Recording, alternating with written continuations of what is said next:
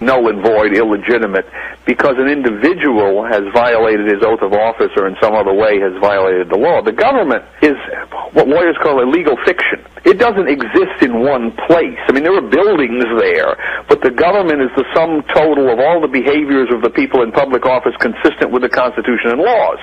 So if someone simply violates the Constitution and laws, he's not acting as the government. He's acting as some kind of a lawbreaker. I mean, the laws against burglary exist and are not declared null and void simply because there's a spate of burglaries that occur in Warren County, Virginia, and they're not solved. Our problem is we have a lot of these rogue politicians operating, and we don't have, how shall I put it, the countervailing force operating yet to bring them into line or to remove them from office.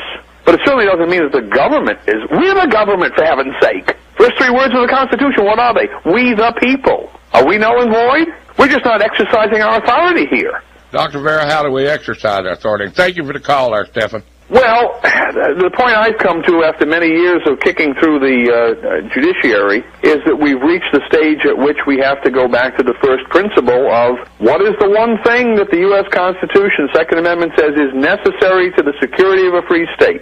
Free state is what we want. That's the ultimate goal. Right. That's why we have the Declaration of Independence. That's why we have the Constitution, the state constitutions, and all our laws, at least constitutional laws.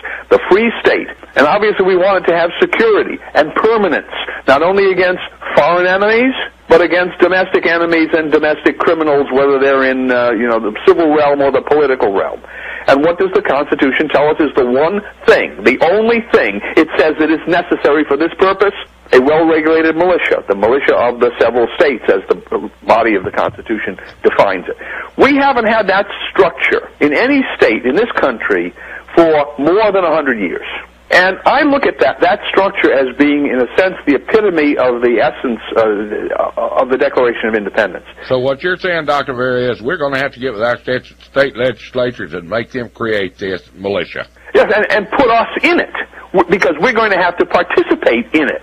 This isn't some entity with a few guys that are going to meet on Saturday night. This is the structure that it incorporates the vast majority of the people in the state, and they're going to be dealing with all sorts of homeland security problems from natural disasters. Look at the Katrina example. FEMA, the top-down structure didn't work too well there. If they had had a militia, anything like the structure that existed prior to the ratification of the Constitution, one thing I know wouldn't have happened. Those levies wouldn't have failed because those militia groups would have taken charge if the Corps of Engineers hadn't done its job, which apparently it didn't. Right. But in any event, it goes from natural disasters through vote fraud, even to monetary reform. I have a proposal that I've been throwing up on the Internet that this is a method for getting monetary reform, giving us the ability to introduce an alternative currency before the Federal Reserve System completely melts down. That would be part of Homeland Security, part of our development of the militia structure.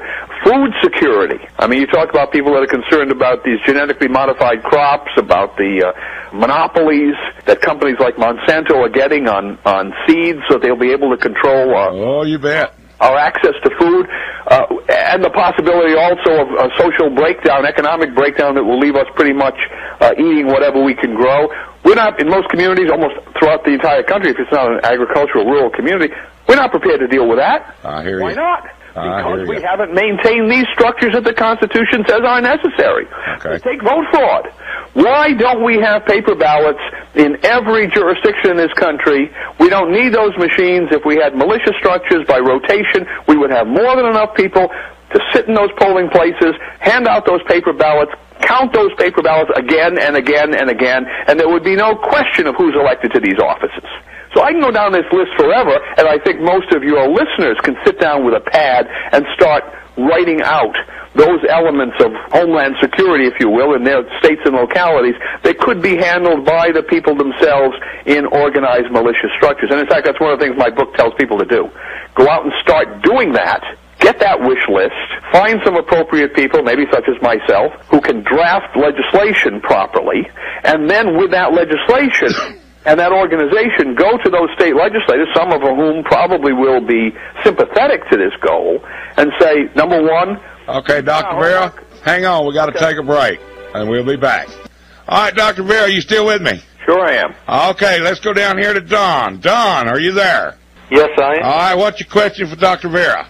Dr. Vieira, I want to know if you have a website or a blog we could visit, but I've got a question that I'd like to ask. I am going to file a lawsuit in Washington State and federal court against our government for basically when Obama's sworn in that they have brought in an unqualified president and given him the oath.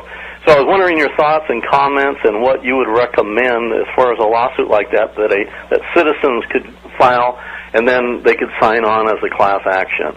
Well, starting from the class action point of view, there's the grave difficulty because it's a practical matter because that adds a lot of complexity to a statute. Because one of the first things that tends to be challenged in those is, well, there are a lot of people out there who are not in agreement with the particular plaintiffs who are named, and so you have to go and establish who is and who isn't in agreement. It just makes it a great deal more complicated. Secondly, trying to define in a statute of that nature whom you're going to sue, and then secondly, as I said earlier in the program, what the basis of your particular standing is, because the courts really do not like these cases in which the average voter, the average citizen, the average taxpayer is the named plaintiff. They consider those suits to be, well, how should I say, to open up Pandora's box, because once they allow a suit on that principle, there are a lot of others that will follow shortly, and the next thing they know, they're clogged with cases. Now, this particular situation, I think, is peculiar because it's a once-in-a-million or once-in-an-entire lifetime situation. You're not going to have a series of these cases dealing with the ineligibility of a man who has run for president or who has actually been purported to be sworn in. So I think those standing doctrines really are not applicable here. The difficulty you'll find, though, is that the courts are going to say, I think, that they are, because that's a way for them to avoid having to decide the underlying issue. That's why I suggested earlier in the hour that in a case where you have a criminal defendant, that person clearly has standing. A single individual, he's subject to potentially going to prison or paying some huge fine. He clearly has standing under the Sixth Amendment. And the government, interesting enough, is coming after him. Okay, so Dr. Vieira? Where you're suing as the plaintiff, you're the defendant, the government's coming in after you, and you clearly are defending that case. All right, I got a question I want to ask you, Dr. Vieira. What about our military? Can they challenge him? Well, let's put it this way. The challenge could come in a direct fashion. In fact, in one of my columns on newswithviews.com, I suggested this, not proposing it, but saying this is the kind of terrible scenario that one could imagine. One day, Obama, as the president, calls in the Joint Chiefs and he says, well, I've decided to have a nuclear strike on Iran to take out some weapons of mass destruction we think they're building there. And the Joint Chiefs go back after hearing this into a meeting of their own, and they say, if we do that, the Russians are going to come in, the Chinese are going to come in, it could be the beginning of World War III, and they go back to Mr. Obama and they say, before we go along with this plan of yours, we want to see that birth certificate. And he says, well, forget it, you people come back on Wednesday with the plans drawn up to have this attack, and I'm not showing you the birth certificate. What do you think they might do? I think they would tell him to go to hell. That's right. Then it becomes interesting because now we have someone purporting to be president and the military is not following him. And at that stage, what happens to his legitimacy? Could he be arrested? I mean, who knows? We're in the stage of, the breakdown, as I said before, the breakdown of the Roman Republic and maybe going down towards the direction of government by junta, South American-style government, where the military is intervening in political affairs. I don't think our armed forces, the kind of people we have in our armed forces, obviously, don't want to do that. They certainly don't want to do that. But if the circumstances become grave enough, might they feel that they had no alternative? All right, let's go to Phil on line 4. Phil, are you still with us? Yes, sir. What's your question for Dr. Vieira? Dr. Vieira, I want to let you know right off first, you're a true patriot, sir. Well, thank you. And don't forget about Tennessee. We want our legislative laws brought up on the militia, besides Oklahoma. But my question is, I was in the Tennessee Military National Guard for 17 years. I have 4 years left in the age group that I can be called back up. But my question is, do I not have standing on a suit against the president-elect?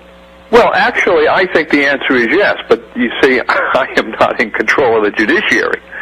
The practical answer I give to people is, yes, you do, but I doubt that the courts are going to accept this in the what I should call the run-of-the-mill case. If the average individual, say in the National Guard situation, comes forward with a case like this, I think they're going to get, hey, you don't have standing, or this is a political question.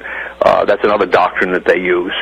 This is a question for Congress to decide. The courts aren't going to look at it. I think it's just a matter of the unwillingness of the judiciary, apparently, to take responsibility here. Not that they ought not to do it, well, but they don't want to do it. What are they afraid of? That's what I was fixing to ask. Why are they scared?